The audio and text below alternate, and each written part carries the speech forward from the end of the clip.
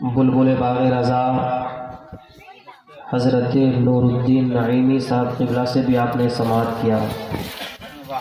ساتھ ہی ساتھ بلبل باغ رسالت مولانا عبداللہ صاحب سے بھی آپ نے سماعت کیا. یہ فقیر چند منٹ کے لیے آپ کی سماعتوں کو دہلیز پہ گوتا لگایا ہے. میرے بعد آپ کو ایک ایسا خطاب سماعت کرنا ہے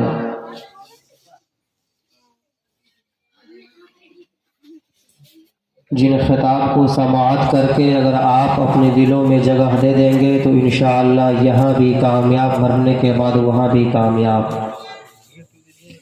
وہ خطیب ہندوستان وائز شری مقال حضرت قاری احمد رضا صاحب قبلہ، غلام احمد رضا، جو منبر نور پہ موجود ہیں، آپ سماعت کریں گے. مداح رسول محترم بھائی راشد نعیمی صاحب سے بھی آپ سماعت کریں گے. بس صرف چند منٹ کے لیے میں آپ کی سماعتوں کے دہلیز پہ اس لیے آیا ہوں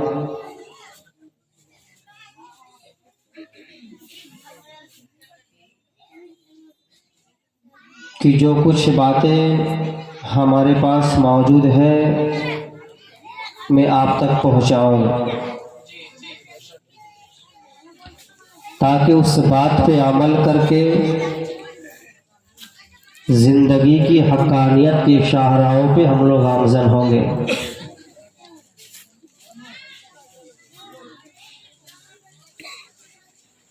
بس علماء کرام اس فقیر، اس گنہگار کو دعا دے دیں اور آپ توجہ کے ساتھ سنیں، اس لیے کہ سننا آپ کو ہے، سننا آپ کو ہے. ان علماء کرام کو سننے کی ضرورت نہیں ہے. یہ 15-20 سال سن لیے مدرسے میں، اب ضروری ہے کہ آپ سنیں. یہ نہ دیکھیں کہ علماء بغور سن رہے ہیں یا نہیں سن رہے ہیں. علماء ہاتھ اٹھا کے سبحان اللہ کہہ رہے ہیں یا نہیں کہہ رہے ہیں. ضرورت اس کی نہیں ہے، ضرورت آپ کی ہے.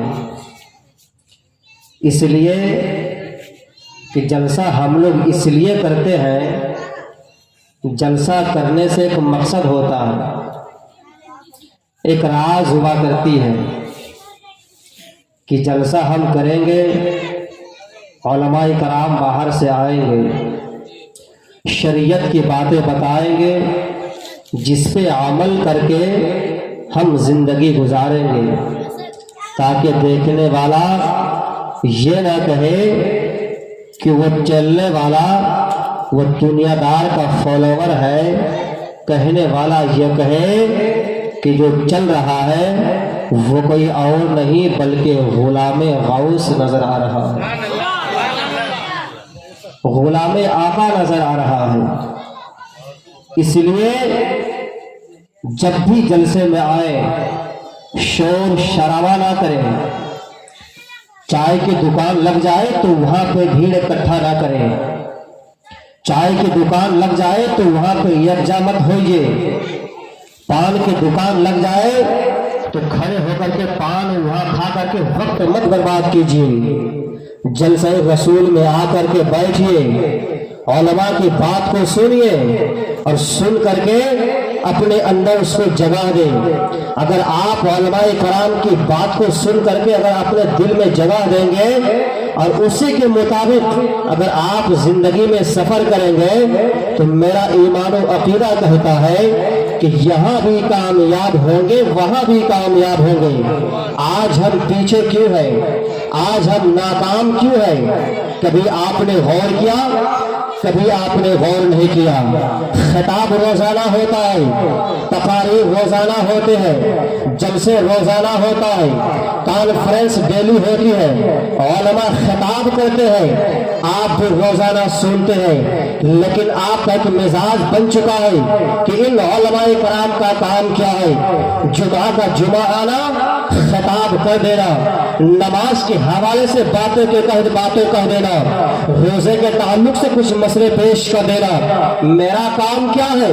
میرا کام تو یہ ہے اس کان سے سن لینا ہے، اس کان سے نکال دینا ہے۔ میں آپ کو کہنا چاہتا ہوں، آپ نے ان علماء کرام کی بات کو آپ نے کبھی بھی غور و فکر نہیں کیا، ان علماء کرام کی بات کی ویلیو کو آپ نے نہیں سمجھا، اس لیے آج ہم برباد ہوتا ہوا نظر آ رہے ہیں، آج ہم ناکام ہوتا ہوا نظر آ رہے ہیں۔ چوک چوراہے پہ کھڑے ہو کر کے ایک مسلمان بھائی اپنے مسلمان سے شکایت کر رہا ہے کہ یار اسلام خطرے میں ہے۔ اسلام کیسے خطرے میں نہیں ہوگا؟ اس لیے کہ آپ نے اسلام کی حقانیت کو سمجھائی نہیں۔ آپ نے مدرسہ تو قائم کر دیا، لیکن مدرسے پہ آ کر کے علماء کے پاس بیٹھ کر کے شریعت کی باتوں کو آپ نے سیکھنے کی کوشش نہیں کیا۔ آپ نے مسجدوں کو بنوا دیا ہے، ایک 10,000 دے کر کے امام کو رکھ دیا ہے، لیکن اس امام کے پاس جا کر کے شریعت کی بات ہم کبھی نہیں سیکھتے ہیں۔ میں آپ کو کہنا چاہتا ہوں، جب آپ ان علماء کرام سے آپ نے دوری اختیار کر لی ہے،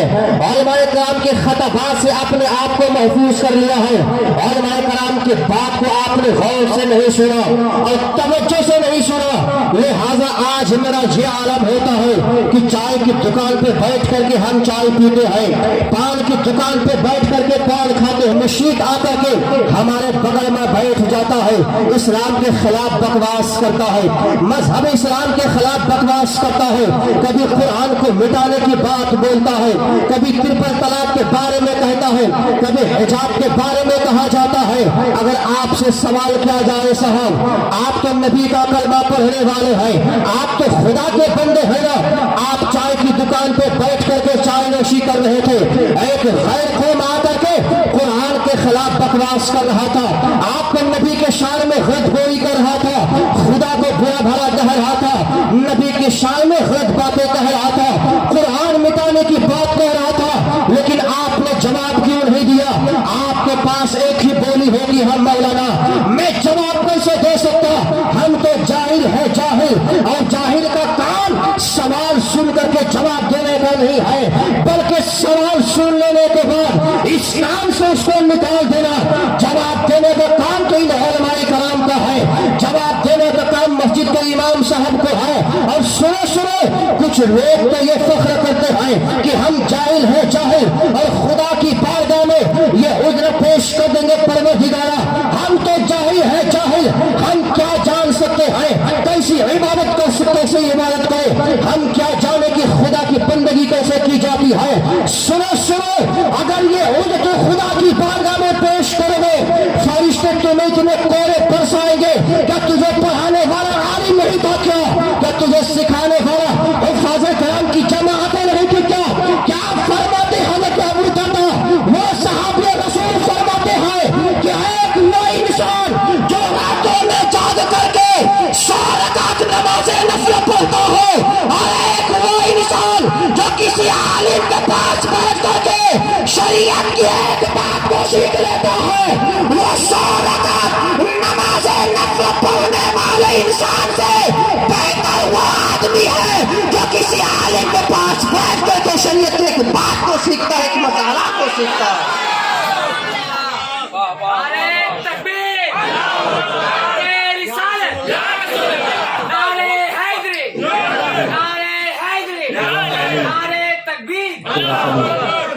لہذا جب بھی جلسے میں آئے ایک مقصد لے کر کے آئے، ایک نیت لے کر کے آئے کہ میں جلسے میں جا رہا ہوں، اب علماء کرام بیانات کریں گے کہ سود کھانا حرام ہے، اب آپ کو توبہ کر دینا ہے، نماز نہیں پڑھتے ہیں اب نماز کی طرف جانا ہے، روزہ نہیں رکھتے تھے آپ کو روزہ رکھنا ہے۔ اب کیا ہوگا؟ روزانہ جلسہ سن کر کے وہی ہم کام کرتے ہیں، ہم ناکام نہیں ہوں گے تو کون کا ناکام ہوگا، ہم بدنام نہیں ہوں گے تو کون بدنام ہوگا۔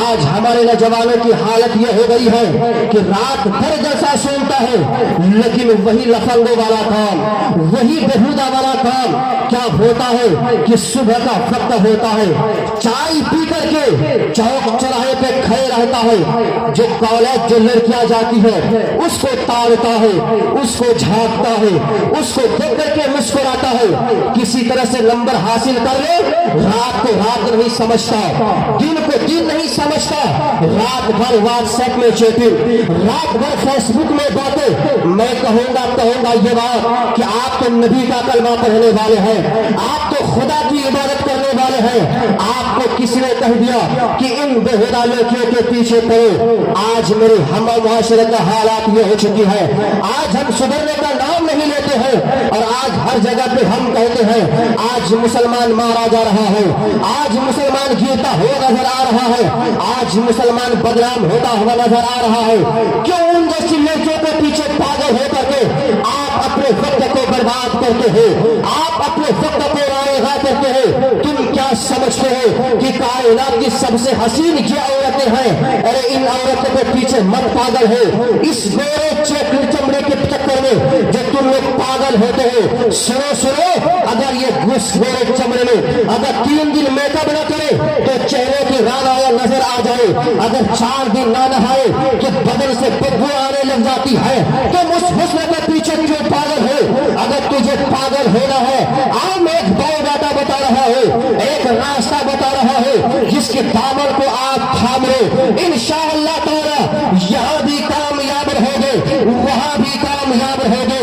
وہ جگہ کوئی اور نہیں، وہ تو بغداد کی سرزمین ہے۔ جاؤ غوث پاک کی بارگاہ میں ان سے محبت کر کے زندگی گزارو، جاؤ خدا کی جاؤ نبی کی بارگاہ میں اس کے پاس جا کر کے اس کی زندگی کو اپنا لو۔ اے سنو، جب تم نبی کے عشق میں جب تم اپنا وقت کو کھپا دو گے، جب تمہاری موت ہو جائے گی، خدا فرماتا ہے ایک وہ بندہ جو میرا بندہ دنیا میں آ کر کے نبی کے عشق میں پاگل ہو کر کے مر جاتا ہے، اولیاء کرام کی زندگی کو اپنا کر کے جب دنیا سے گزر جاتا ہے، اسی کے تعلق سے خدا فرماتا ہے یا ایتھا النفس المطمئنہ ارجعی الی ربک راضیۃ مرضیہ۔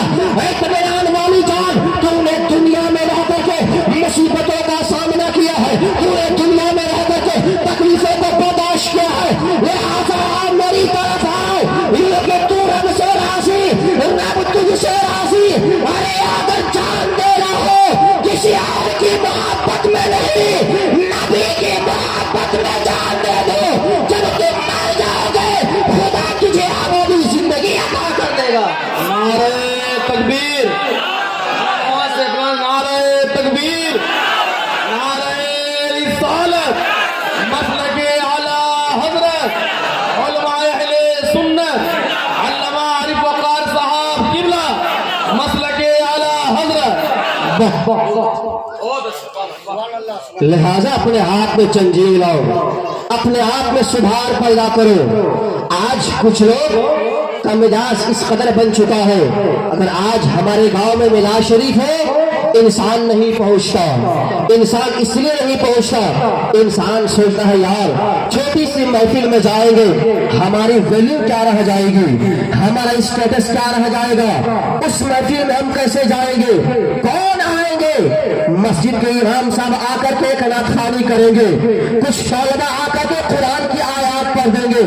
نہیں صاحب، ہم تو بڑے جلسے میں جانے والے ہیں، ہم تو بڑی کانفرنس میں جانے والے ہیں، لیکن آپ ہی کی حالات یہ ہوتی ہے، آپ چھوٹی محفل کو ویلیو نہیں دیتے ہیں، آپ بڑی محفل کو رسپانس کرتے ہیں، رسپانس دیتے ہیں، اس کی ویلیو کو سمجھتے ہیں، لیکن آپ جو ہی گاڑی کرایہ کر کے آپ بڑی کانفرنس میں پہنچتے ہیں، اگر چند احباب سے ملاقات ہو جائے 10 منٹ کا وقت برباد ہو جاتا ہے، ایک دکان نظر آ گئی چائے پینے کے بہانے میں جاتے ہیں، آدھے گھنٹے کا وقت برباد ہو جاتا ہے، کسی دوست سے نئے دوست سے ملاقات ہو جاتی ہے، پھر وقت برباد ہو جاتا ہے۔ علماء خطاب اس منبر سے کرتے ہیں، شعرا آ کر کے کلام یہاں سے پڑھتے ہیں، ناظم آ کر کے نظامت یہاں سے کرتے ہیں، سامعین چائے کی دکان پہ وقت برباد کرتا ہے، سامعین انڈے کی دکان پہ برباد کرتا ہے۔ سنو جلسہ رسول کا وقار کیا ہوتا ہے، جلسہ رسول کی ویلیو کیا ہوتی ہے، آپ سنیں ایک روایت میں کیا ہے، حضرت غوث پاک کو کون نہیں جانتا، وہ غوث پاک کا مزار مقدس بغداد کی سرزمین پہ ہے. میں آپ کو ایک روایت بتاتا ہوں کہ محفل میلاد چھوٹی ہو یا بڑی ہو, کون کون تشریف لاتے ہیں. آج جو ہم محفل میلاد میں بیٹھ کر کے افراتفری کا ماحول پیدا کرتے ہیں, ان لوگوں کے لیے ایک واقعہ میں دے رہا ہوں. آپ ذرا ملاحظہ کریں کہ بغداد کی سرزمین ہے, آل عباس کا محل ہے. وہ آل عباس جو بغداد کے سب سے بڑے امیر کا نام ہے, سب سے بڑے بادشاہ کا نام ہے, اسی بادشاہ کے محل میں ایک محفل میلاد سجتی ہے.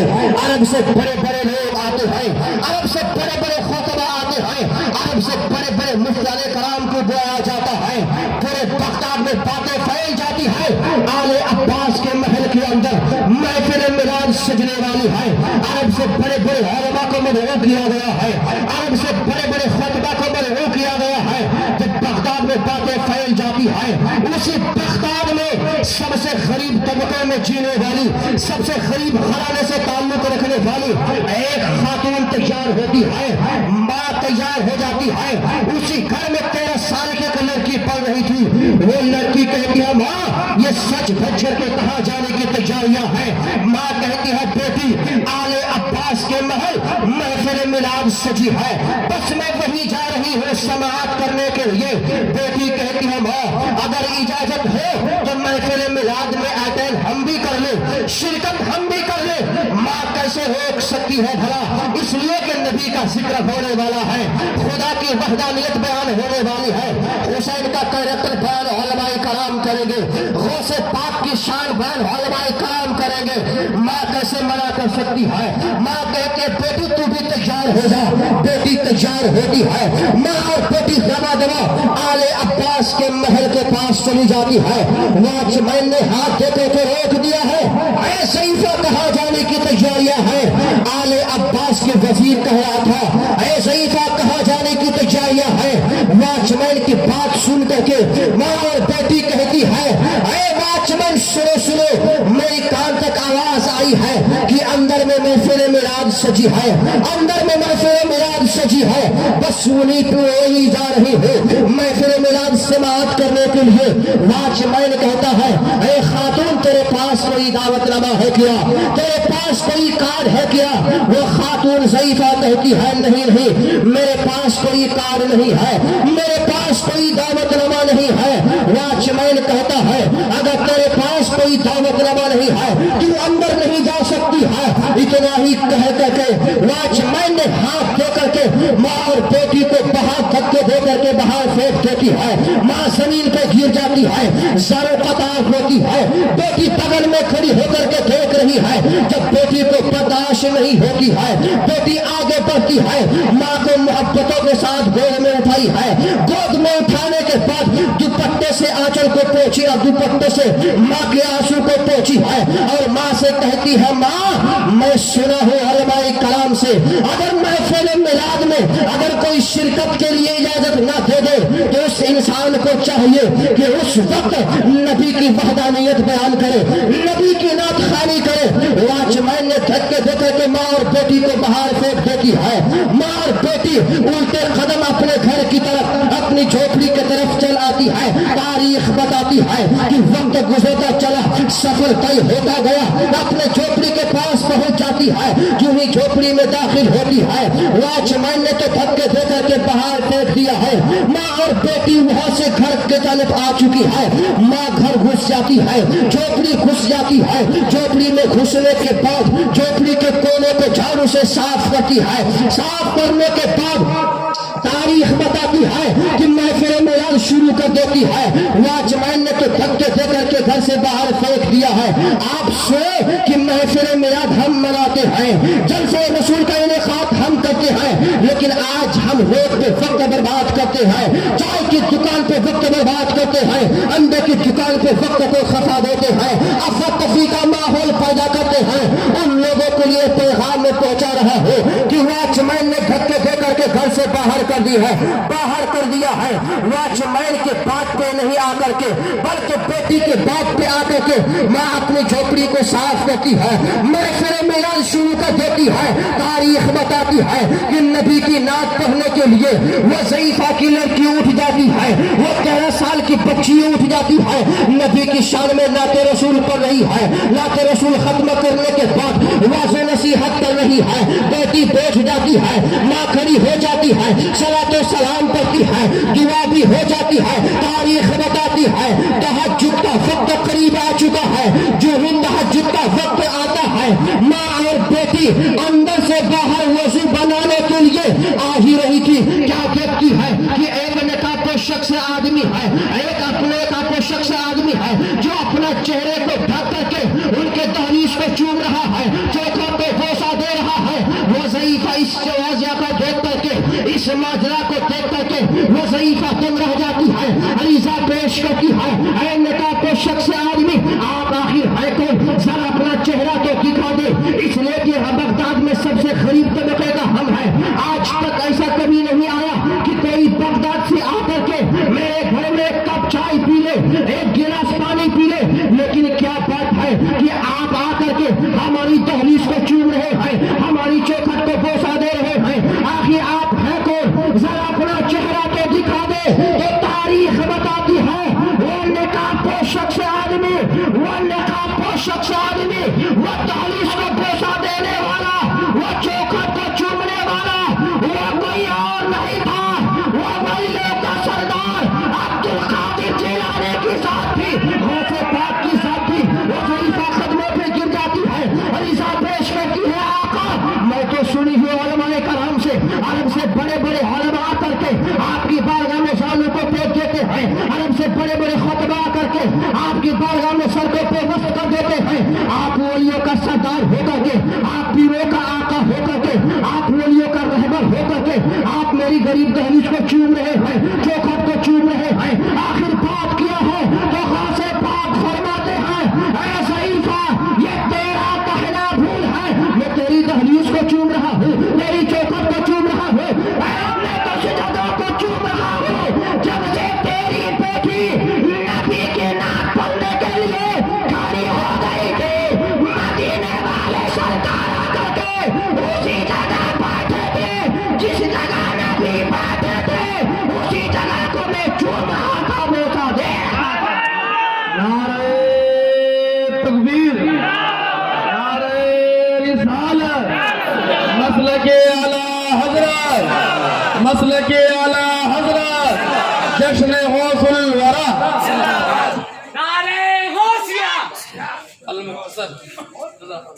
درود پاک پڑھی اللہ رب محمد صلی اللہ علیہ وسلم، نحن عباد محمد صلی اللہ علیہ وسلم، صلو علیہ صلاۃ و سلام علیک یا رسول اللہ صلی اللہ تعالی علیہ وسلم۔